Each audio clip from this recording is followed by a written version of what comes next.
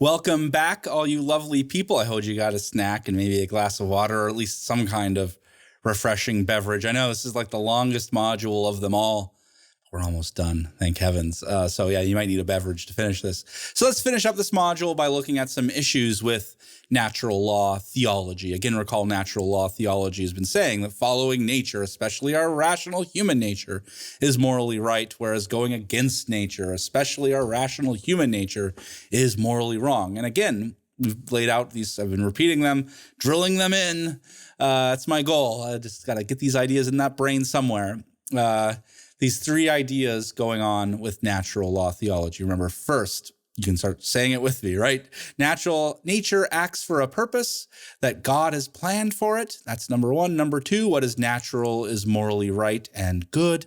And number three, reason can come to understand the natural laws of morality. And now maybe, it's worth dwelling on that last point about how reason can come to understand all this. That is, I think, a very important aspect of natural law theology, is this idea that we can do this through reason. This is unlike, divine command theory. Natural law theory sees morality as a matter of reason. So both the believer and the non-believer can come to understand morality. Now, of course, we've seen Aquinas adds on top of that the divine law, which does involve believing in God. But that is something extra on top of morality. I mean, Aquinas would just say the divine law is needed to perfect the natural law, but the non-believer can still be a very moral person. I don't know if they'll go to hell or not. That's probably, I don't know. The rules there, I'll step aside whether it's faith or works that gets you in. Big debate amongst religious people. But in any case, we do have a religious morality. That is, it is religious. Remember, that was always the problem, getting a religious morality that's actually religious and about morality. And so here we do have a religious morality because it's religious, because we do have God as the master planner, and the lawgiver. That's God. That's religious. Seems pretty religious to me. But it's also about morality because reason can come to understand the plan, the purpose behind things, motivating things. And so, and as an added bonus, this view of religious morality isn't just exclusive to believers, because non-believers can understand morality, even if they don't understand or appreciate the divine law. Now, that all said, we always got to come to the depressing part where we see all the problems with everything. Pretty much every unit module is going to probably end with, here's why this is bad. Because nothing's good. It stinks. You always got to find what's second best. That's your goal in this class. Of all these theories, none is the best, but what can be second best? You'll have to figure that out. But anyway, so what are the challenges for natural law theology? Now, recall the first claim of natural law theology is the claim that nature acts for a purpose that God has planned for it. Well, there are two challenges to the idea that nature acts for a purpose that God has set for it. Now, the first challenge of this is whether we should believe that nature even acts for a purpose. I mentioned this earlier. We saw Aristotle's little abductive argument that nature acts for a purpose. And yes, Aquinas loved that and thought it was great. But as Rachel's note, modern science has an alternative to what Aristotle suggests. Aristotle suggests natural teleology because it's better than randomness. But modern science doesn't say it's all random. Modern science says there are laws.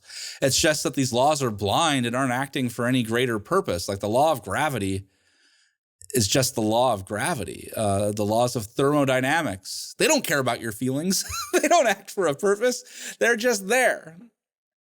In the universe, there's no greater purpose behind gravity or the law of thermodynamics. There's nothing there beyond that. And so that's kind of a third hypothesis that modern science has advanced. It's not all random. It's not teleology of purpose. No, it's just blind laws that create the regularities that we observe. There's no need to bring in purpose. So that is the first challenge to the claim that nature acts for a purpose that God has planned for it. That is, modern science suggests there is no purpose in nature. Nature be just doing this. There's no purpose behind it. Now, the second challenge, again, to this claim that nature acts for a purpose that God has set for it, the second challenge to that claim is that, even if nature acts for a purpose Big if, but hey, suppose it does.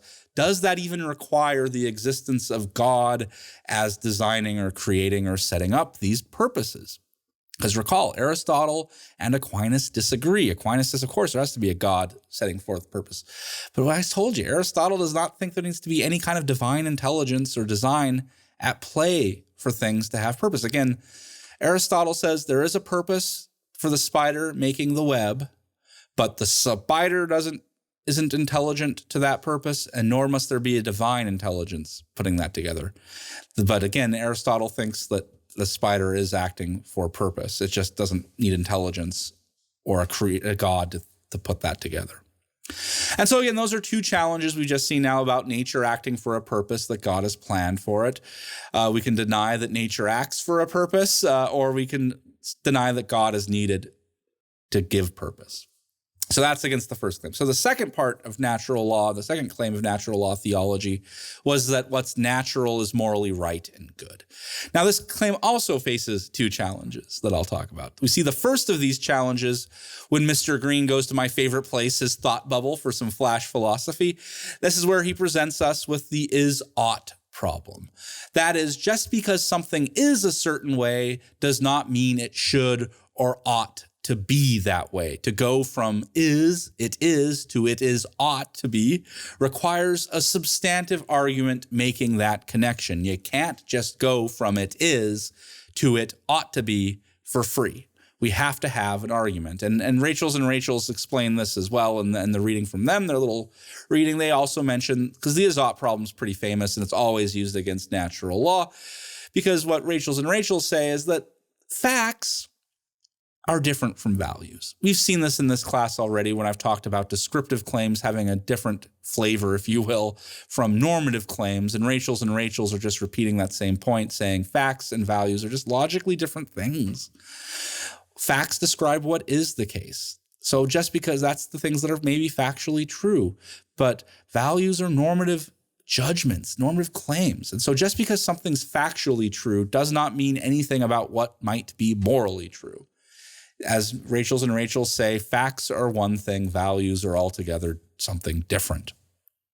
And actually, if you have a good memory, you will have noticed that Rachel's made a very similar argument when they criticized the cultural differences argument from Ruth Benedict. You might recall that the cultural differences argument goes from the fact that different cultures disagree about morality. That's a fact. They take that fact and then derive immediately, Ruth Benedict does anyways, Ruth Benedict derives immediately a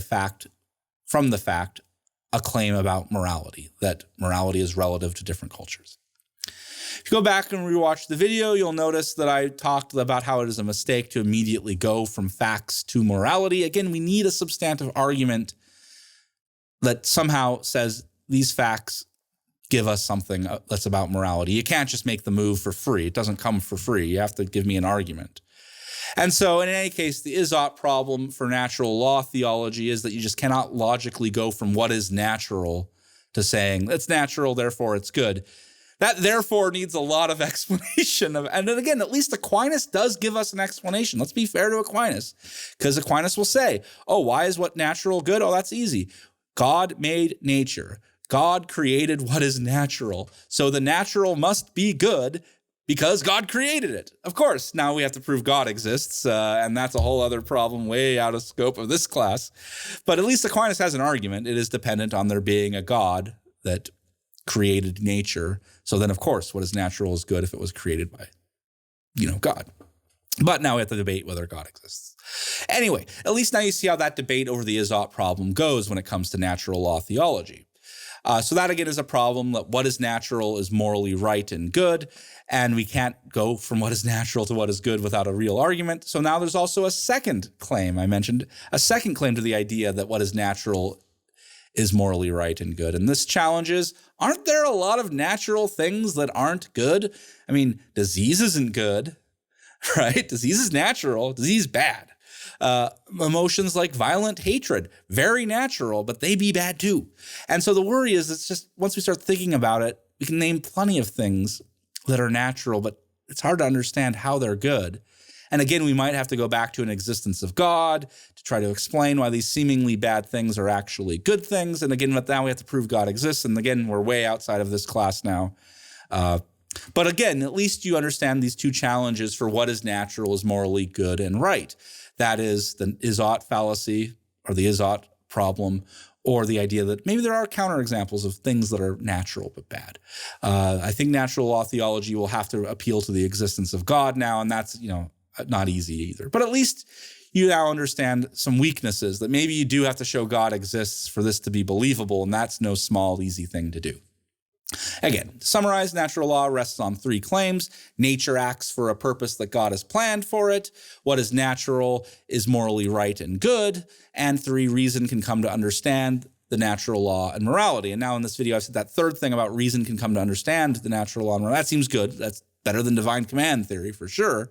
But those other two claims, again, the claim that nature acts for a purpose that God set for it, and two, what is natural is morally right and good. I showed you there's problems, challenges for those. I gave you 2 for each. And there's probably more in the reading and the videos you can watch to see. But again, we've seen 2 challenges for the claim that nature acts for a purpose that God set for it. And we've seen 2 challenges for what is natural is both right and good. Whew.